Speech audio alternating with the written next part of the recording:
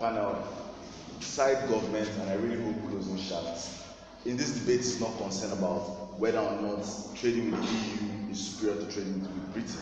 What they are concerned about is whether or not trading individually or forming bilateral agreements individually as a nation is better than forming bilateral agreement as a bloc. We do not care about this.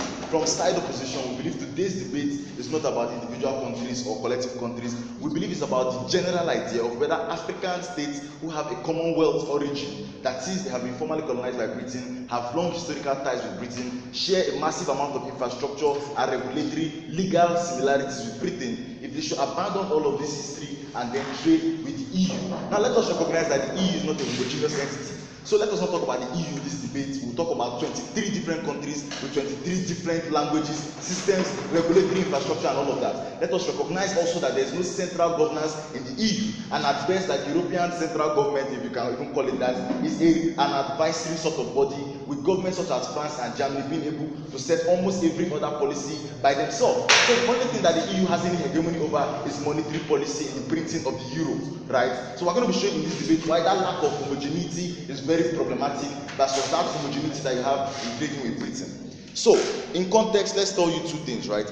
First of all, if this debate is going to be about economies of scale, who benefits the most by trading with the most people, we are clearly going to win that debate. Because what they do not realize in this debate is that trading with Britain is trading with about 80 other countries in the world that are part of the Commonwealth. And that is something that we're going to put out here. So New Zealand, Australia, Singapore, and many other countries are part of the Commonwealth. And the Commonwealth and the very nature of it means that there is a bilateral relationship with Britain. And that is why when Rwanda left the Commonwealth, Rwanda lost all of the privileges accruable to a member of the Commonwealth of Nations, such as ease of visa travel with Commonwealth nations, such as the usage of like member nation high commissions for like visa processing and all of those things, and many other benefits which are accruable. So if you opt out of the Commonwealth, you do not only lose bilateral relationship with Britain, you lose bilateral relationship with 80 other countries that have a bilateral relationship with Britain. Second thing we put in context, why is the EU in the ascendancy today? Recognize that the EU became in the ascendancy today due to the post-World War II developments of that continent, right?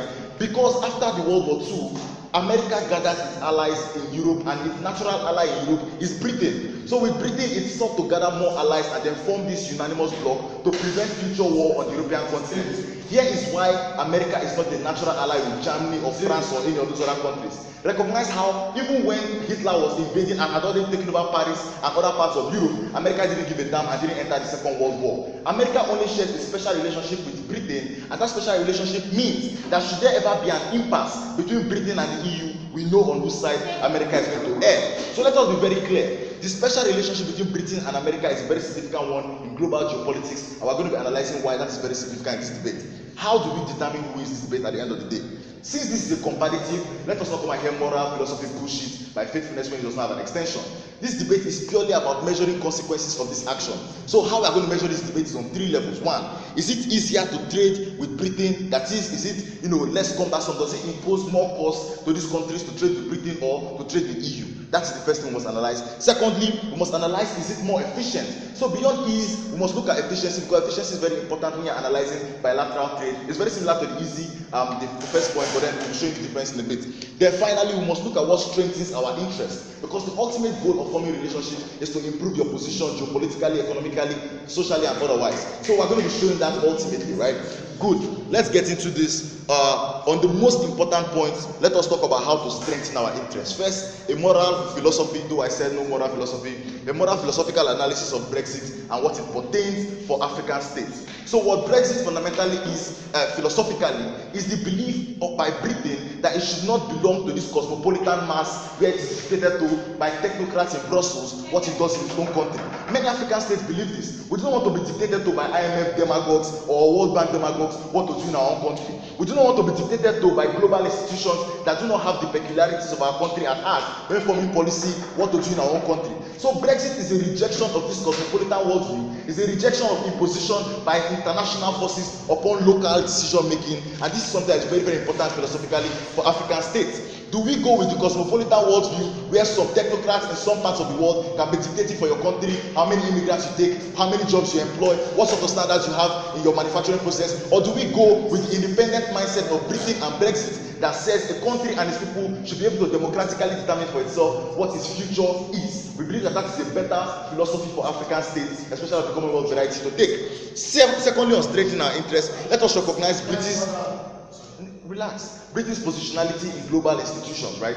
In the whole of the Security Council, all of the EU, the 23 states there, just have one representative, France versus Britain, right? That shows you the importance when Britain leads that organization of the strength the European Union as a body of 23 states will have vis-a-vis Britain. It is not Luxembourg or Switzerland or all of these tiny countries or the Ukraine if they eventually join the EU that will be able to command a better global positionality than Britain individually already does, right? So recognize that special importance that I earlier mentioned with America also comes into play here. With America's global dominance of economics and military power, America can easily use that to Britain's advantage in instances where Britain's allies are being threatened or they require favor. So when you consider all of this, British positionality is clearly stronger than that of France or Germany or all of this. And when you also consider the weak nature of the EU, see now guys, the weak, no, pure white for closing. Yes, David, you say America entered the Second World War because Britain was attacked. I still maintain that statement. Let's be very clear. This is what my debate examples. Clearly, the attack on